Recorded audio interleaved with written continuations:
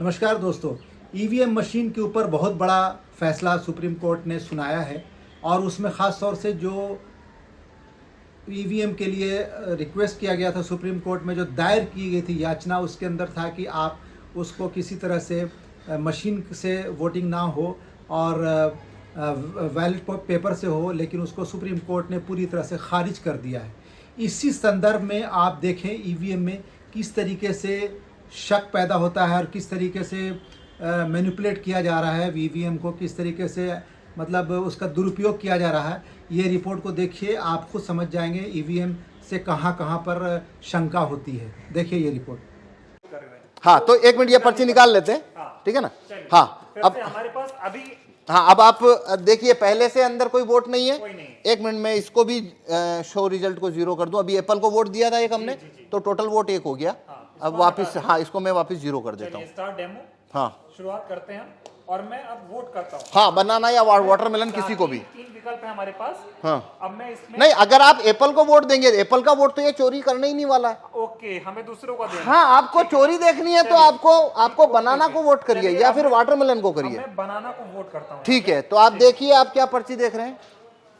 हाँ, बनाना आ गई। बनाना आ गई। जी। तो आप वोटर ने बनाना की पर्ची देखी, जी। वोटर यहां से चला गया। हाँ, अब अगला वोटर आया। आप हैं दूसरे वोटर। मान लीजिए मैं फिर बनाना को करता हूं।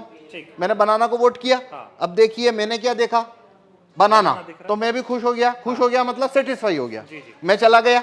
अब मान लीजिए आप आए, आप फिर से बनाना को वोट करिए, मान लीजिए। मैं फिर से बनाना को वोट कर देता अब देखिए आप क्या देख रहे हैं यहाँ पे, हूँ। बनाना देख पा रहा हूँ। बनाना देख रहे हैं, जी। तो आप सेटिस्फाई हो गए। हाँ। आप भी चले गए। तो हमने 3 वोट कर दिए। 3 वोट कर दिए। ये बनाना बनाना बनाना, 1 वोट और कर लेते हैं। ठीक। ये मान लीजिए मैं अब वापस बनाना को वोट कर रहा हूं। ठीक है। तो ये मैंने बनाना को वोट किया, फिर मैंने देखा सिंबल बनाना। हाँ, ठीक है, 4 वोट किए। 4 वोट किए हैं, चारों बनाना को। चारों बनाना को। तो अंदर से एप्पल का अब पहले इलेक्ट्रॉनिक वोट देखते हैं। देखिए, आइए। हाँ, तो ये शो रिजल्ट कर रहा हूं अब मैं। जी। ये शो रिजल्ट, तो टोटल वोट कितना हुआ है। 4 वोट हुए हमारे।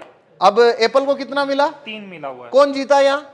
एप्पल। क्या आपने एप्पल को वोट दिया। नहीं दिया। मैंने भी नहीं दिया। हाँ, सभी ने तो बनाना को दिया था। सभी ने बनाना को दिया। लेकिन यहाँ पे तो एप्पल जीत गया है हाँ, और बनाना को तो 1 ही वोट मिला है। हाँ। तो अब हम देखते हैं इलेक्ट्रॉनिक वोट को कागज के वोट से मैच करते हैं, क्योंकि काउंटिंग के दिन भी ऐसा होता है। ठीक।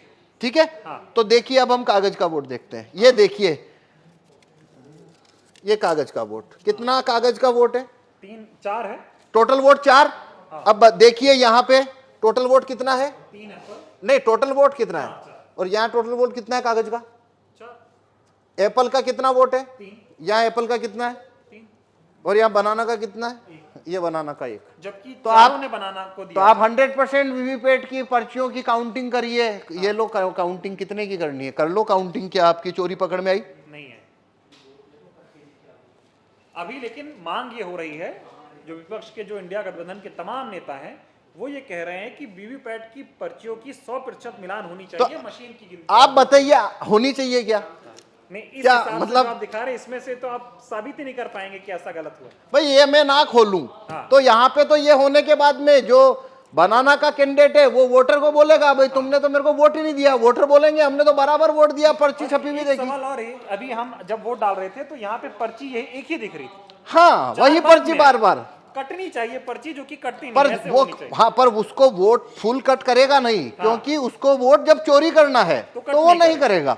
हाँ, क्योंकि वो फिर पर्ची वहीं दिखती रहती है। हाँ, हाँ, हाँ। ये सारा खेल है। हाँ, ये सारा खेल है। और ये इसको जिस सीट के ऊपर आपको वोट जितना चोरी करना है वैसा उसमें कमांड आप भेज दीजिए, तो वैसा होना शुरू हो जाएगा। कुल मिला के ये साबित होता है कि ईवीएम को आसानी से हैक किया जा सकता है। आसानी से इसमें वोट चोरी हो सकते हैं और वो कभी पकड़ में नहीं आएंगे, क्योंकि यदि मैं ये खोल के ना दिखाऊं तो आप कभी नहीं, ये साबित नहीं हो सकता कि वोट चोरी हुआ है। चुनाव आयोग खोलने देगा नहीं आपको। तो नहीं, चुनाव आयोग तो छूने ना देता। हाँ, वो कहता है, वो जब लास्ट में काउंटिंग होती है तभी वो 5 हर विधानसभा में 5 वीवीपैट खोली जाती है। ठीक है। अभी ये बताइए कि 2024 का चुनाव, जिससे कहा जा रहा है कि लोकतंत्र और संविधान को बचाने का चुनाव हो रहा है, तमाम लोग ऐसा कह रहे हैं, अब की बार अगर बीजेपी को नहीं हराया, अब की बार सत्ता परिवर्तन नहीं हुआ, तो बीजेपी ऐसी पार्टी है जो देश में चुनाव ही नहीं होने देगी।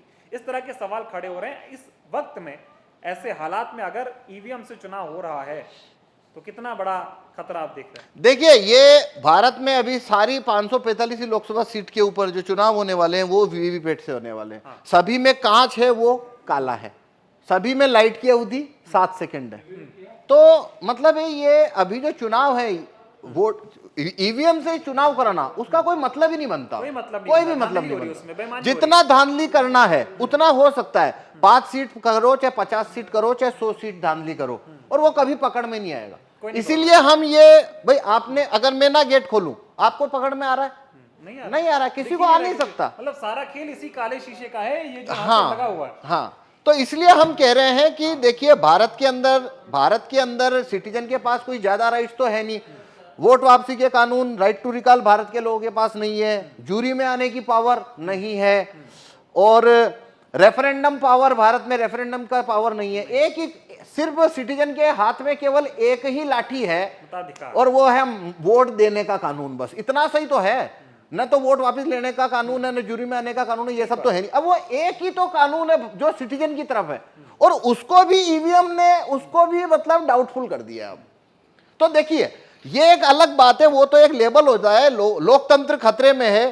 भाई यहाँ वोटिंग खतरे में साफ दिख रही है। अब अगर लोकतंत्र जो भी होता है, क्या होता है, वो एक अलग बहस है कि आप लोकतंत्र किसे कहते हो। पर यहाँ भारत में जो भी है, रूलिंग क्लास के पास सब कुछ है, वोटर के पास तो वोटिंग है, और ये वोटिंग जो है वो पूरी तरह से संदेह के घेरे में आ जाती है।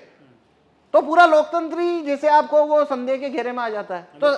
तो मेरे इससे आप पूछो तो 2024 की में जितनी भी पार्टियां, रिकॉग्नाइज पार्टियां जो कि चुनाव लड़ रही है, या वो उन्होंने ये मुद्दा ही गलत उठाया कि भाई 2024 के बाद में यहाँ पे चुनाव ही नहीं होंगे। भाई अभी कहाँ हो रहे हैं?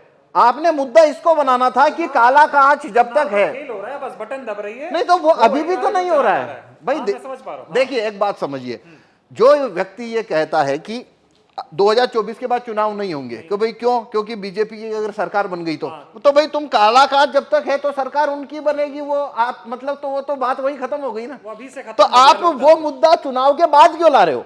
आप चुनाव में ये मुद्दा रखो ना पहले, कि भाई जब तक ये कांच काला है, हमको आप बैलेट पेपर रखवाइए, और रिकॉग्नाइज पार्टी अगर इस मामले को उठाए तो अभी भी इतना वक्त है कि ये